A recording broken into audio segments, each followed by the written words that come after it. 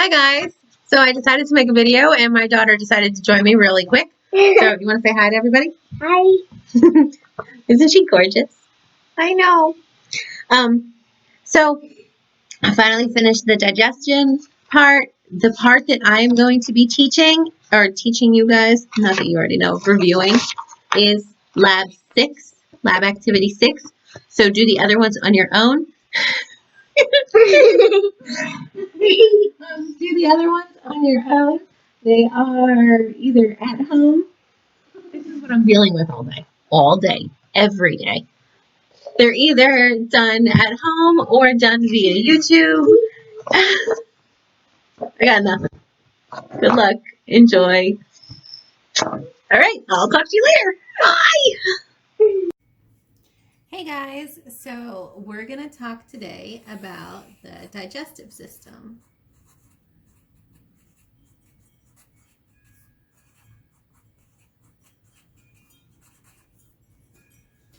So when we talk about the digestive system, you guys already know this because you just had your lectures on it already.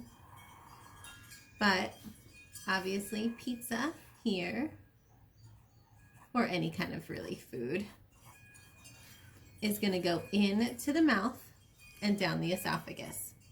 It goes in the mouth and follows mastication, which is a fancy word for chewing,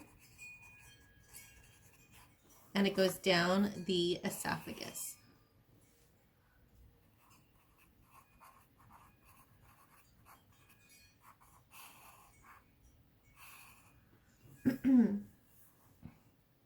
So following down the esophagus, when it leaves the mouth and goes into the esophagus, it becomes what we call a bolus.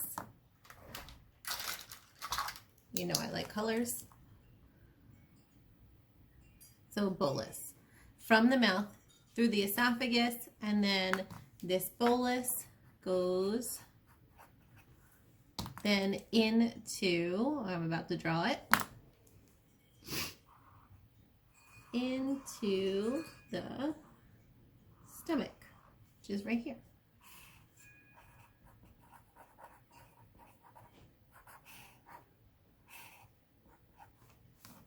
Okay. Okay, so from the stomach, once it's in the stomach, it does a few different things. It will churn the food inside.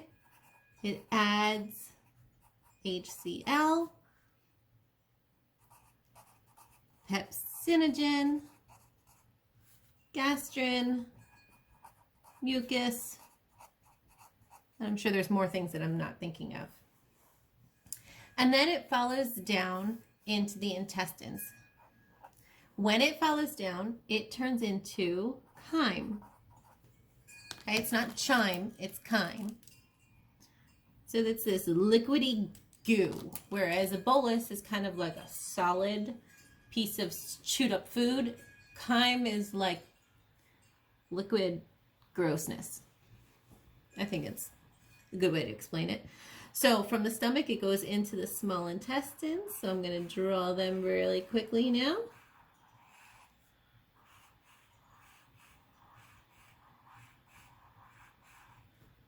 All right. So these are the small intestines.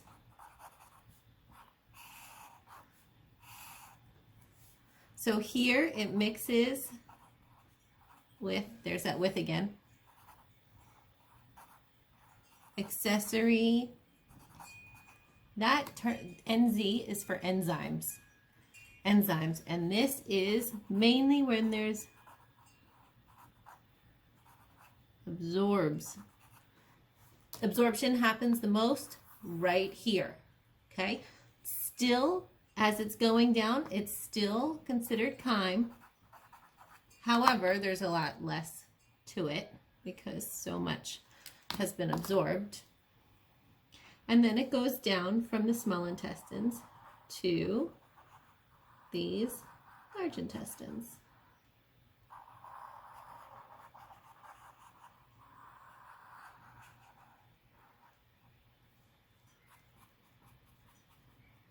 I know you're excited watching me do this. Okay, so it goes down to the large intestines. The large intestines have some absorption, but it's mainly water and ions. So then that chyme goes down to the rectum. Here. And then it comes out as poop. Yeah, I said poop in my lecture. Into the toilet. Make sure you flush. Always flush the toilet. And I told my kids that I would write this. So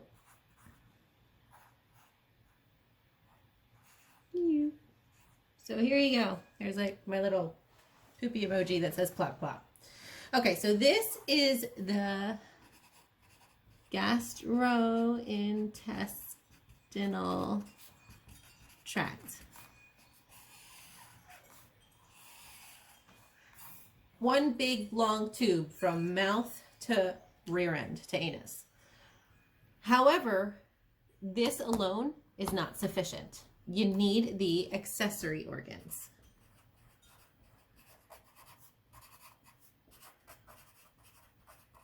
So I didn't go into it, but one accessory organ that is not listed in here is the salivary glands, which we're going to talk about in the next paper. But the accessory organs are, I'm going to find some colors to do these with.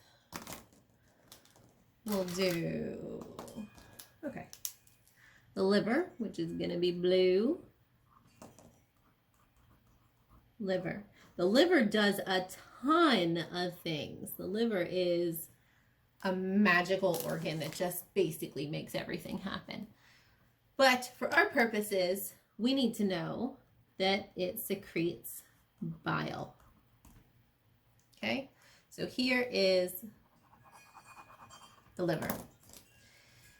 Underneath the liver, always in green, is this little tube called the gallbladder.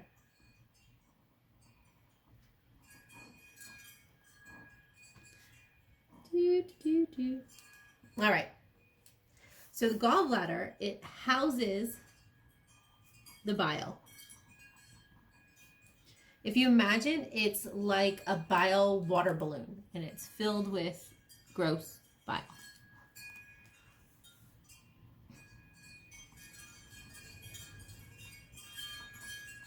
Okay, then lastly we have this little cloud-like structure in the background, and that is the pancreas. The pancreas is one of the most important structures for the digestive system because it secretes enzymes to digest, I'll write it, to digest fats, which are lipids, carbohydrates, carbs, and proteins. So it can digest all three of these things. We'll talk about it in a minute, but the salivary glands, they can digest carbohydrates, whereas pancreas can digest all of these things. And all of these things, the bile and all these enzymes, they mix in, which I don't have this drawn here, they mix in over here into the duodenum. So this is the first page of the digest. This is like a quick, very quick overview. So there we go. I'll be right back with the next page. So you know how we talked about the mechanism of breathing last time? Nope. Well, I hope you remember because I'm going to pretend like you did watch the videos. But this time it is the mechanism of digestion. Makes sense. Woo. Woo. All right. Yes. I am singing songs. Okay. So let me just draw this guy over here. Hold on. Okay. Put an ear over here. He's got long hair. Maybe he's been in seclusion for weeks and needs a haircut. Okay. So we're going to pretend like his mouth is wide open here. Here's his jaw and down. All right. So here, these here are his teeth. And here, let's give him some bottom teeth.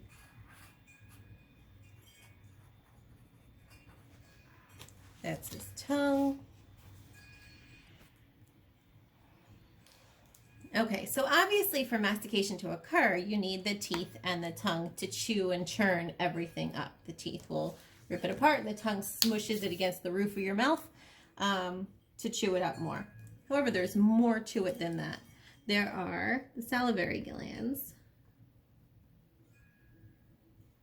So there's the sublingual. So sub means below and lingual means tongue. So it is below the tongue, sublingual. The submandibular, which is below the mandible, which is the bone, the jaw. And then the parotid gland. This one's all the way back here. So there you go. So these salivary glands are important because they secrete amylase, which will digest carbs. So it initiates the carbohydrate digestion. All right, so here's this guy. He ate some pizza. He chewed up his food. His salivary glands are spitting out some amylase. And the food is then going down into the esophagus. Now, obviously, this is not going to be drawn to scale, okay? So inside here is big lump of food, bolus, right?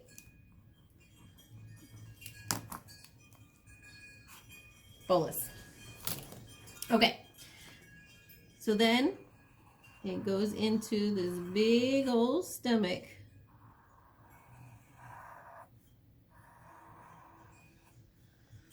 All right, a few things I want to tell you about the stomach. First with anatomy. First part is, this is the fundus. Maybe I'll write that in black because you can't really see it. Fundus. Here's the body. And here is the pylorus. And that's, oh, I have that written here. And this is the pyloric, where my finger is, sphincter. I'm going to talk about that in a minute, but I just wanted to mention it because of the pylorus, pyloric sphincter. It makes sense. And then there's, so the stomach, what it does, quick version of it, is temporarily stores the bolus for when the intestines are ready to take it.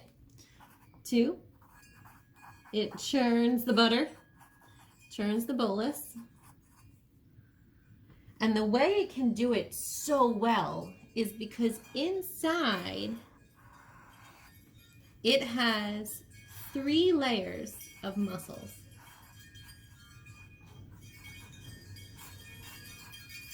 So that takes this bolus here, and those 3 layers of muscle cause it to just flip around over and over again, which can really kind of churn it up really well. So it churns the muscles with the 3 layers of smooth, oh yeah, I forgot to mention that, smooth muscle. The third thing it does is it secretes stuff. So it secretes HCl, hydrochloride, okay? Which helps break down food. Now, everything helps break down food. So that's just a given. But if you think of HCl, you want to think of other things too. If you're thinking acid in the stomach, you want to imagine that it's going to kill all the bad stuff that comes into contact with it, like bacteria. Okay? And also, which we're going to learn in lab if you haven't done it already, it stimulates the enzyme, I'm doing it this way because I'm running out of room, secretion. So it helps the enzymes work faster, harder. Okay? So it secretes HCl. It secretes mucus to protect the lining. I can't reach it. And then it secretes pepsin or pepsinogen to digest proteins.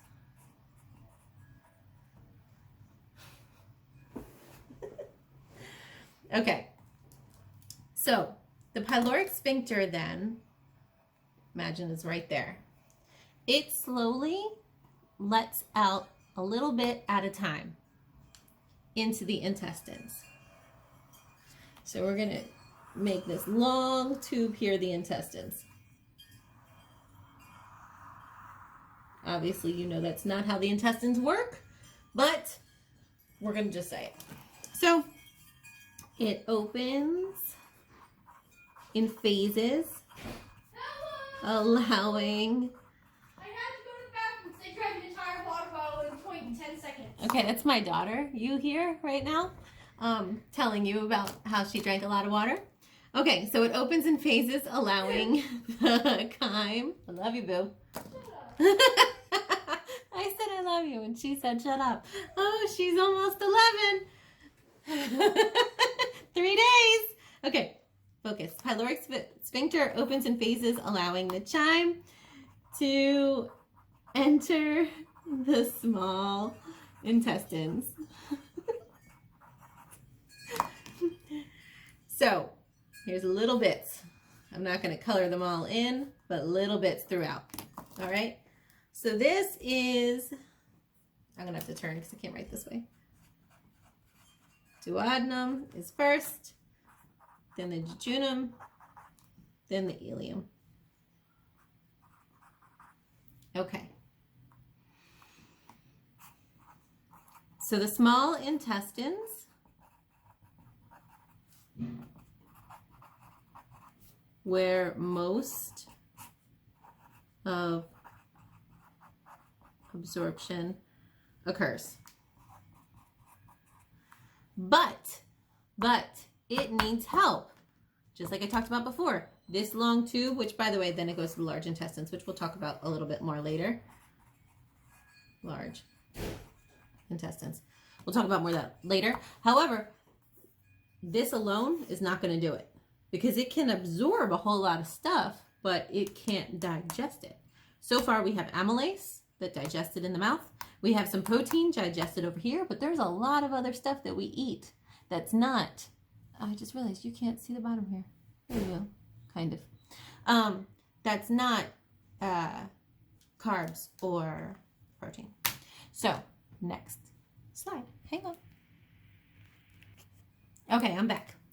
So, we have here a closer version of the small intestines.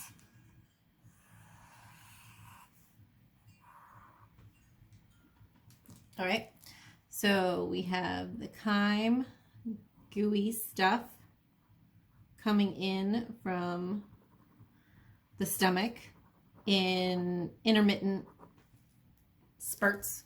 So bloop, bloop, bloop, bloop, bloop, bloop, bloop, bloop, bloop, bloop. Little bits like that, okay? That's all the chyme.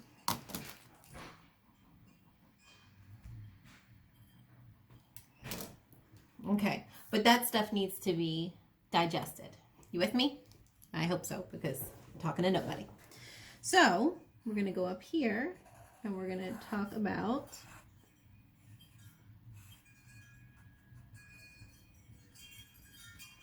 this giant triangular thing is the liver.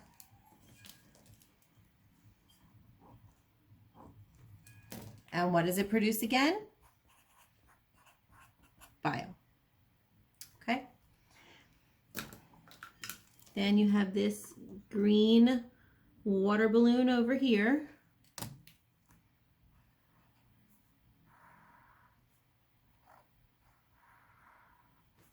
And that water balloon then goes down. Oh, the water balloon has a name. The gallbladder, right? Of course. And it stores the bile. Phew. Okay, so this is the hepatic duct that's going to the liver, because the liver is the hepatic. If you think of gallbladder as a big water balloon, it kind of helps if you think about it as a cyst. So then there's a cystic duct that comes in here. And then this here is the common bile duct, which makes sense because there's bile that comes from the liver. It comes down and then it tries to get into the intestines. If it can't, it goes back up and it just sits at the gallbladder and just waits. And the gallbladder is its home. It just sits there and it waits. So that's why this is the common bile duct. All right, so common bile duct comes around. And because we're not done, we're going to talk about the cloud shape that I talked to you about before. Right? This is called the pancreas. Oh, we have someone else. Mama! Yes, honey, I'm recording. Dad's on the trampoline. That's awesome. Take your phone and record it. So the pancreas secretes many enzymes such as lipase, lipid, which just, such as lipase, amylase,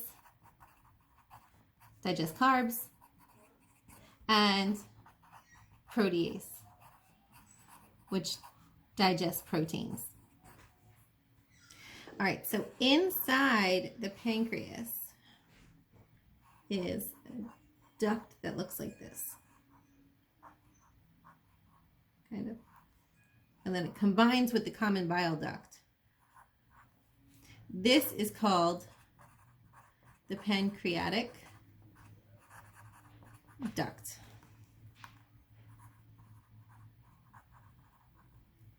Pancreatic enzymes and bile spill out outside of this duct. So the liver bile comes down, store in there. When all of a sudden you eat and your stomach starts spitting out all this chyme, that's when this opens up, brings some pancreatic juices in there and spits the bile and the pancreatic enzymes into the intestines. What that does is that churns all that stuff up. So instead of having chyme, it's still called chyme, but it's a lot of these dots instead because everything is kind of broken down. So this is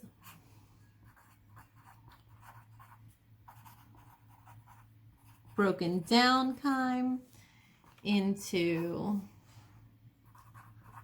monosaccharides, which is the carbs, amino acids, carbs, protein, and fatty acids and glycerol, which is the fats, the yummy stuff. Okay, so here is, let's use red. Here's our blood vessel. Blood vessel. the monosaccharides and the amino acids.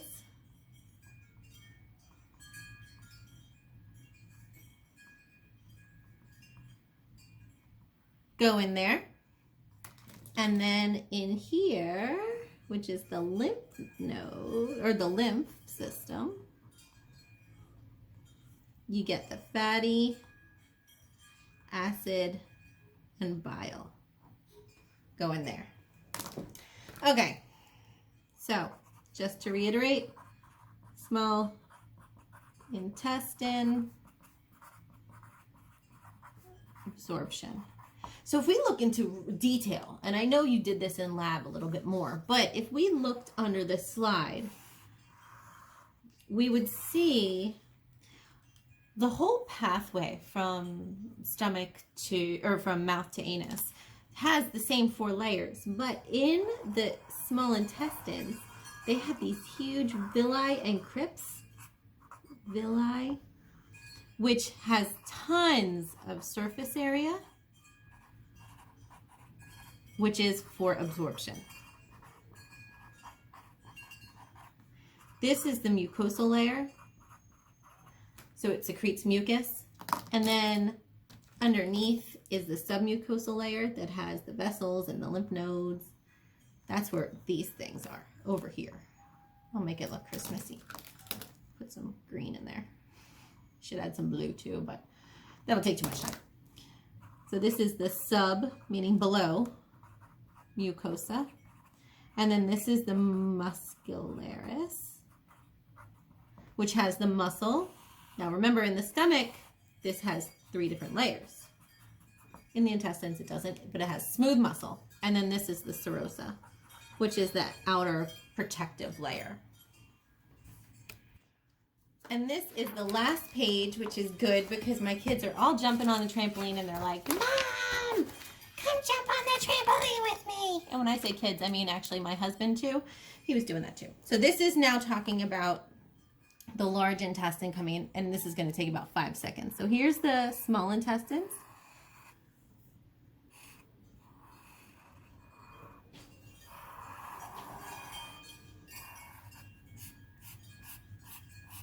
Okay, so remember, the food's coming in, but now it's just dots because it's all broken down, and this is the only thing that's left. This little nubbin here is the appendix.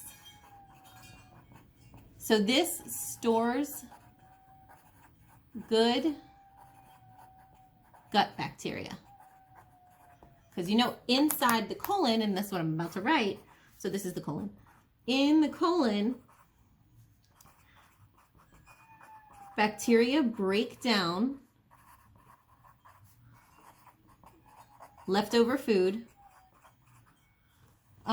such as the short-chain fatty acids, etc. So it breaks down the food in here. So we need that good bacteria. And that good bacteria is E. coli, which also causes a ton of bladder infections. So whenever you hear someone tell a little girl or anyone, wipe front to back, this is why. You don't want to wipe any of this normal E. coli that come out the rectum up into where the bladder is. Okay, so in addition, in the colon, they have lots of water absorption. Okay, and then the rest is emitted as fecal water. Rest equals poop. There you go. I'm not copying exactly.